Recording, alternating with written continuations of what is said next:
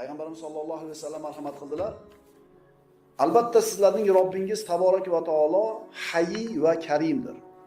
Agar banda ikki qo'lini ko'tarib unga duo qilsa, uning qo'llarini quruq qaytargani hayo qiladi. Demak, birodarlar, banda yolvorib qo'lini ko'tarar ekan, labbe demaslikka Alloh uyaladi. Istig'for so'rasa, mag'firatini bermaslikka hayo qiladi. Tavba qilsa banda duo qilib, tavbasini qabul qilmagani hayo qiladi. Robbimiz bizni kechirishni xohladi, shuning uchun istig'for aytinglar dedi. Robbimiz bizni tavbamizni qabul qilishni xohladi, shuning uchun tavba qilinglar dedi. Robbimiz ijobat qilishligini xohladi, shuning uchun duo qilinglar dedi. Va qala robbukum ud'uni astajib lakum. Duo qilinglar, ijobat qilaman dedi. Payg'ambarimiz sollallohu alayhi vasallam aytadilar, Imom Ahmaddan keltiriladi bu hadis, Abu Hurayra roziyallohu anhudan. إذا كان ثلث الليل الأخير نزل ربكم إلى السماء الدنيا فيقول هل من تائب فأتوب عليه هل من سائل فأعطيه هل من مستغفر فأغفر له هل من طالب حاجة فأقضيها له حتى يطلع الفجر.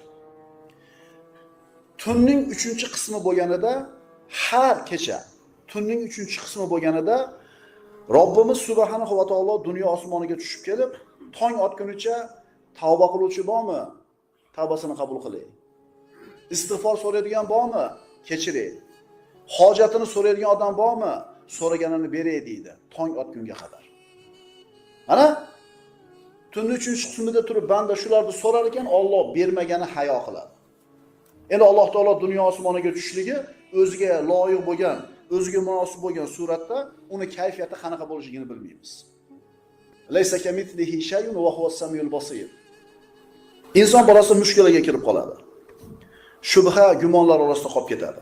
Har tomondan xavotir, har tomondan muammo o'raydi. Mana shu paytda banda Robbisiga duo qilishligi kerak. Alloh taolo siz bilan bizga mana shu narsani buyuradi. Tavba qil, istig'for so'ra, hojatingni so'ra, men senga albatta beraman so'raganing deydi Alloh taolo. Chunki qo'limizni ko'tarib Parvardigor der ekanmiz, Alloh nima qilmas ekan? Quruq qaytarmas ekan. 30 yildan beri namoz o'qiyman, 30 yildan beri so'rayapman, bermayapti-yu. Yustajabu li ahadikum ma lam yastajil. Rasululloh aytadilar, shoshiltirmasanglarla duoinglar ijobat bo'ladi dedilar. Shoshiltirmasanglarla duoinglar ijobat bo'ladi. Qana qilib shoshiltiramiz yo Rasululloh? Sizlardan bittalar Robbimga duo qildim, ijobat qilmadi deydi. Mana shu shoshiltirgani bo'ladi. Endi ijobat bo'lmaydi. Mana shu hadisning sharhida ulamolar aytadi, banda duo qilar ekan Allohga 4 ta narsadan bittasi albatta beriladi unga. Birinchisi so'ragani beriladi. Ikkinchisi so'ragani 2 barobar qilib beriladi. Yoki so'raganichalik musibatdan saqlab qo'yadi. Yoki oxiratga olib qo'yadi. Qaysinisini yutkazyapsiz? Hech qaysini. Qaysinisini yutyapsiz haqiqiy o'zi? Yashang. O'shuning uchun 30 yildan beri duo qilayotgan bo'lsangiz, xursand bo'ling. Bersa xursand bo'lamiz, lekin bermasa xafa bo'lmaydi, chunki kattarog'ini olib qo'yayotgan oxiratga. Ma'qulmi? Albatta Robbinglar hayy bo'lgan zot.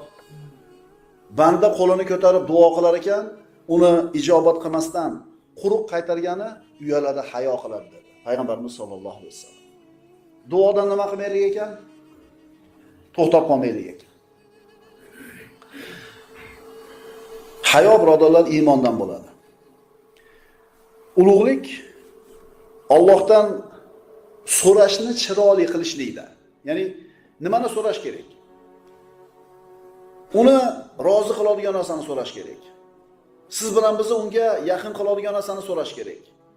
Dunyo oxirat saodatini so'rash kerak. O'zini tanitishini so'rash kerak. Amrida mustaqim turishga tavfiq berishini so'rash kerak. Solih amallarga muvaffaq qilishini so'rash kerak va eng ulug' karomatni so'rash kerak.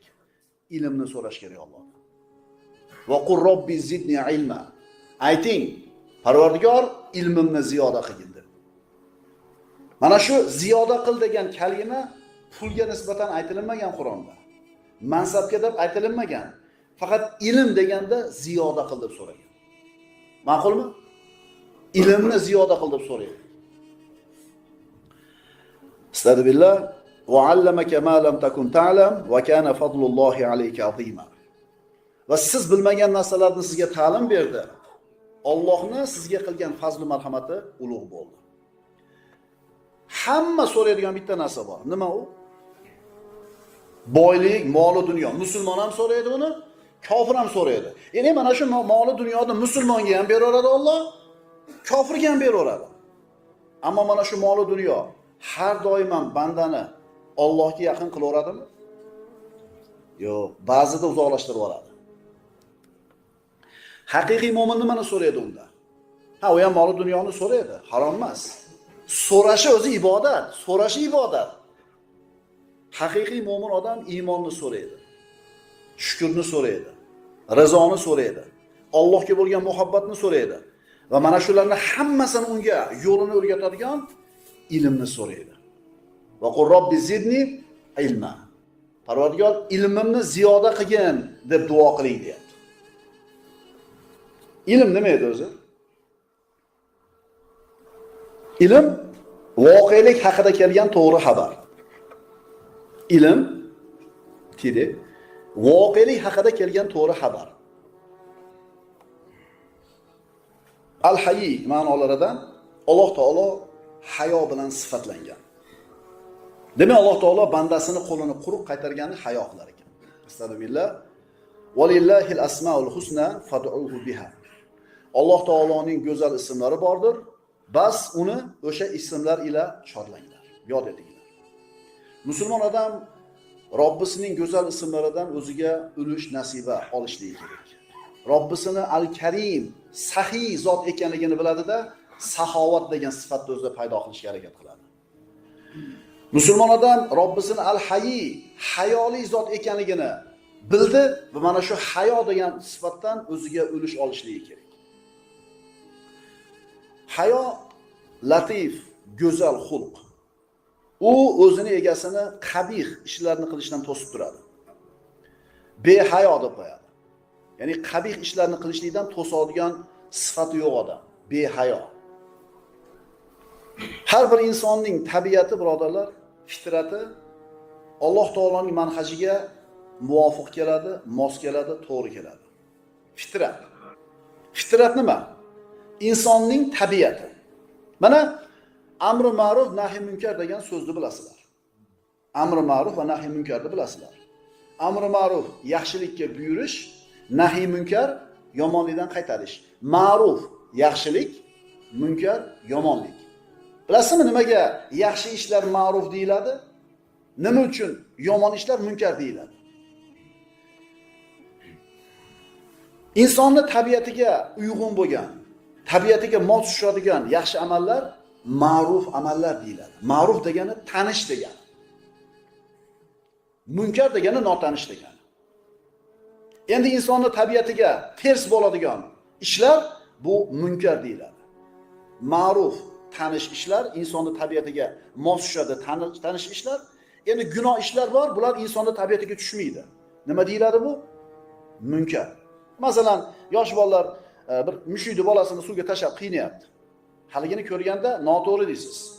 Qanaqa din vakili bo'lishingizdan qat'iy nazar. Qanaqa inson bo'lishingizdan qat'iy nazar bu noto'g'ri deysiz, chunki tabiatingizga to'g'ri kelmayapti-da. Endi cho'kayotgan o'sha mushukni bolasini suvdan chiqarib qo'ydi. Nima deysiz? Yaxshi bo'ldi deysiz. Tushunyapsizlarmi mana terminlarda? Ma'ruf degani insonning tabiatiga tushadigan ishlar, munkar unga tushmaydigan ishlar. O'shuning uchun aytyapmiz, amri ma'ruf nahy munkar deyotgan paytimizda Alloh taoloning manhaji insonning tabiatiga 100% to'g'ri keladi. Demak, ma'ruf fitratga tanish ma'lum so'zlar, ishlar, munkar fitratga notanish, begona bo'lgan so'zlar va ishlar. Ma'ruf qanaqa amal? Nafsiz u bilan taskin topadi. Munkarchi u bilan nafsiz istirobga tushadi. Siz dindan bexabar, shariy ilmlardan bexabar bo'lsangiz ham, ma'ruf ish qilgan paytingizda qalbingiz xursand bo'ladi-da, yaxshi qildim deysiz. Ha? Endi noto'g'ri ish qilgan paytingizda o'zi mana oddiy misol sizlarga. Bir odam Mashinasi bilan chiqolmay turibdi katta ko'cha qo'shilib. Mana hozir bo'ladi, mana. Ana shu chiqolmay turibdi. Bunday margat qilib qo'ydingiz, to'xtadingiz, o'tib ketdi. O'tib ketayotganda o'zingizdan davomli bo'lasizmi? Mana shu mukofotni boshlanishi. Demak, savobli, ma'ruf ishlarni qilganda insonning qalbi rohatlanadi. Yoki nabirot, deb qisib chiqarib oldingiz. Tushib ketay dedi, ariqqa to'g'lanib oldi. Deb qo'yasiz-ku. Ichingiz nima deydi baribir? Ha, endi bu fitrati, tabiati buzilmagan odamlar. Bekar qildim deb qo'yadi. Xulosa, ma'ruf degani insonning tabiatiga tushadigan va u bilan rohatlanadigan amallar, munkar degani insonning tabiatiga tushmaydi, uni qilib qo'yib istirofga tushadigan amallar. Ya'ni Robbimiz subhanahu va taolo bizga nimani buyurgan bo'lsa, tabiatimizga 100% tushadi. Ana shu narsani qilishligimiz bilan qalbimiz, nafsimiz orom oladi. Qaysi narsani shariatda qilma deb qaytarilgan bo'lsa, o'sha amalda qilishlik bilan birodarlar, biz qalbimiz taskin topmaydi, istirobga tushadi. Shuning uchun pokiza amallar ma'ruf amallar deyildi. Nopok bo'lgan amallar munkar amallar deyildi. Dalil faqim wajhaka lid-dini hanifa. Bas ey Muhammad alayhisalom, o'zingizni doimo to'g'ri bo'lgan hanif dinda, islomda tuting. Islomda yuring-da. Islom shariatidan chiqmang-da. Qalbingiz faqat huzur halovatda bo'ladi. Topsangiz ham qalbingiz huzur halovatda, topolmasangiz ham. Sog' bo'lsangiz ham, kasal bo'lsangiz ham, shariatda ramkasidan chiqmaydigan bo'lsangiz, qalbingiz faqat huzur halovatda bo'ladi. Chunki yoqmaydigan sizga bir ish keldimi? Pulingizni yo'qotdingiz, kasal bo'ldingiz, qandaydir aytasizki, Alloh taolo shu bilan meni gunohlarimni yuvyapti deysiz. Tushunalingmi? Xulosa qilib aytadigan bo'lsak, qayerda qalbimiz istirobga tushib, qayerda qiylanib, qayerda pachag'imiz chiqayotgan bo'lsa, bilinglarki, biz tabiatimizga to'g'ri kelmaydigan yo'lda turibmiz ekan. Va nafsin va ma sawaha fa'alhamaha fujuraha va taqwaha.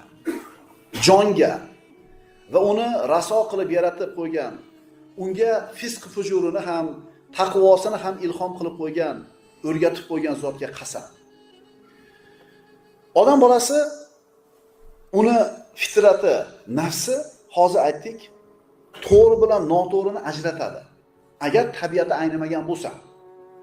Masalan, umuman din bilan ishi yo'q, ibodat bilan ishi yo'q, to'g'ri-mo'to'g'ri yurgan odam bachavozlikni paradan o'tkazamiz desa, bachavozlarning huquqi bor, bachavozlik yo'l berilsin desa, agar tabiati aynimagan bo'lsa, dindor bo'lmasa ham buni nima deydi? Bu noto'g'ri ish deydi.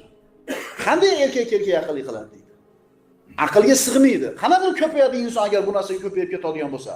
Deydida, dinda tushunmagan odam ham buni noto'g'ri ekanligini tabiatan ajratadi.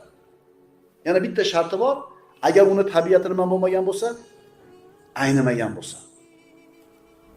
Odam bolasi gunoh qiladi. Ana shu ishni gunoh ekanligini birov unga aytishi, tushuntirishi shart emas. Chunki tabiati bilan o'zi nima qilib turadi? Ajratib farqiga borib turadi. Uni pokiza fitrati bunday amallarni inkor qiladi. Shuning uchun islom dini birodarlar fitrat dini deyiladi. Alloh taoloning qaysi buyrug'ini bajarmaylik, qalbimiz orom oladi. Bomdodga turish osonmi, qiyinmi? Bizga oson. Uyqusi qochib ketgani uchun oson sizga. Men bu yerda uyqusi o'lmaganlar qiyin. Namozga turish qiyin. Lekin bilasizmi, bomdodda o'qiganingizdan keyin xursand bo'lib qolasiz. Yoki charchab turib jamoat bilan kelinglar xuftonda o'qib oldingiz. Xursandsiz. Tushunyapsizlarmi? Ma'ruf ishni tabiat taniydi. Ma'ruf ishni qilib insonning qalbi faqat huzur oladi. Qarang, odamlar olib maza qilganda Allohni tanigan banda berib turib maza qiladi. Birov urib qasosini olib pachag'ini chiqarib turib maza qilsa, Alloh uchun kechdim sizni deb qo'yib turib, kechirdim deb qo'yib turib maza qiladi. Islom insonning tabiatiga 100% tushadi birodarlar. Aynimagan tabiatlarga, buzilmagan tabiatlarga. Alloh taolo aytadi: "Astagfirullah va habbaba ilaykumul iymana va zayyanahu fi qulubikum va karraha ilaykumul kufra val fusuqa val isyan. Alloh sizlarga iymonni suyukli qildi va uni dillaringizga chiroyli ko'rsatdi. Fitrati aynimagan odamga iymon suyukli bo'ladi va uni qalbida iymon chiroyli narsa bo'lib ko'rinadi. Endi Alloh nima deyapti yana? Va sizlarga hamda sizlarga kufrni va payg'ambarga Allohga itoatsizlikni yomon ko'rsatib qo'ydi. Savobli ishni ko'rganda qalbingiz xursand bo'lib rozi bo'lyapti. Gunoh ishni ko'rganda qalbingiz norozi bo'lib iztirobga tushyaptimi? Demak siz mo'minsiz. Demak siz mo'minsiz. Siz qaytara olmayapsiz, kuchingiz yetmayapti, yuragingizning quvvati yetmayapti, ayta olmayapsiz, lekin munkarni ko'rganda norozi bo'ldingizmi? Mo'minlikning belgisi qulluq bo'lsin. Muborak bo'lsin. Endi sizga savob ish ham, gunoh ish ham bir xil bo'layotgan bo'lsa, uni qalbingizni tekshirib qo'ying. Hayo iymonning belgisi. Juda ham bir nozik nuqta bor. Gunohga botib qolgan bir odam agar Robbisi bilan kelishib olsa, tavba qilsa, bas u avval o'zini tabiati bilan kelishib olgan bo'ladi. O'ziga to'g'ri keladigan ishga o'tib oldi. Rohatlanadi mana shu holatidan va mana shu rohatni til bilan tasvirlab bo'lmaydi. Masalan, ichkilikka ruju qo'ygan odam, ichkilikni tashlab olgandan keyin bilasizmi qanaqa maza qiladi? Qutuldimi shundan deydi. Yoki bir harom ishga kirib ketgan odam bor, qimorvoz edi, yana nima deymiz, tarozdan urar edi. Shu ishini tashlagandan keyin shunaqa huzurlanadi, maza qiladi. Nimaga? Chunki mana shu qilgan ishi qalbi bilan, qalbiga uyg'unda, qalbiga to'g'ri keladi-da. Tavba qilgandan keyin bunday odam xuddi yelkasidan tog' tushgandek bo'ladi. O'zini yengil his qiladi, qalbi osuda bo'lib qoladi. Demak, birodarlar, hayo iymonning belgisi. Eng oxirgi rusumdagi eng qimmat mashinani oldingiz. Endi bu mashina bilan siz o'ydin chuqur, past baland, shipal, yama bo'lgan yo'lda ketyapsiz. Mashina shunaqa bir qiylanib yuradi, siz mashinaning ichidagi bo'lgan bizning tildagi navorotlardan foyda ola olmaysiz. Taqir tuqur qing'irqishi, chang bo'sh mashina bo'lib yurdingizda, qiylanib, keyin birdaniga tekis asfaltga chiqib qoldingiz. Qanaqa ketadi mashina endi? Mana endi tekis yo'lga chiqqandan keyin mashinani hamma imkoniyatlardan foydalanishga imkon paydo bo'ldi, yo'l ochildi, hamma navorotlarni ishlatishga ham imkon bo'ldi. Endi ana shu o'rinda o'tirib, xotirjam, huzurlanib ketasiz. Mashinani hamma imkoniyatidan foydalanishlik tekis yo'lga chiqqanda bo'ldi. Xuddi shunga o'xshagandek, inson gunoh ma'siyatlar ko'chasiga kirib, o'ydim chuqurlarda, shipal, chuqur yamalarda yurganda o'zini nafsidan huzur ola olmaydi. Mashina tekis yo'lga chiqib turib, o'zining imkoniyatidan foydalanishiga yo'l ochilgandek, inson to'g'ri yo'lga, sirotul mustaqimga chiqib olsa, tavba qilsa, gunohlardan tiyilsa, hayoti huzur halovatga aylanadi. Robbisi bilan kelishib olgandan keyin, gunohdan tiyilib olgandan keyin insonning qalbi shunday bir rohatni his qiladiki, til bilan tasvirlab bo'lmaydi. Alloh taolo al-Hayy bo'lgan zot. Bu uning sifatlaridan biri. Bu uning ismlaridan biri. Demak, Alloh taolo o'zini zotida ham al-Hayy ekan, sifatlarida ham. Alloh azza va jalla bizga, odam bolalariga, tabiatimizga hayoni joylab qo'ygan. Shuning uchun agar inson surbet bo'lsa, behayo, yuzsiz bo'lsa, bu odam boshqalarning ko'zida emas, avval o'zini ko'zida narxi tushib ketadi. Demak, behayo bo'lgan, surbet, yuzsiz bo'lgan odam odamlarda ham ko'zida tushib ketadi qadri. O'zini ko'zida ham qadri tushib ketadi. Bunaqa behayo odam, hayosiz odam fahhosh bo'ladi. Fahsh so'zlarni so'zlaydi. Hayo Alloh taoloning sifatlaridan, al-Hayy bo'lgan Robbimiz subhanahu va taolo siz bilan bizga hayoli bo'lishimizni buyuradi. Aqulu qawli hada va astaghfirulloh li va lakum. Assalomu alaykum va rahmatulloh.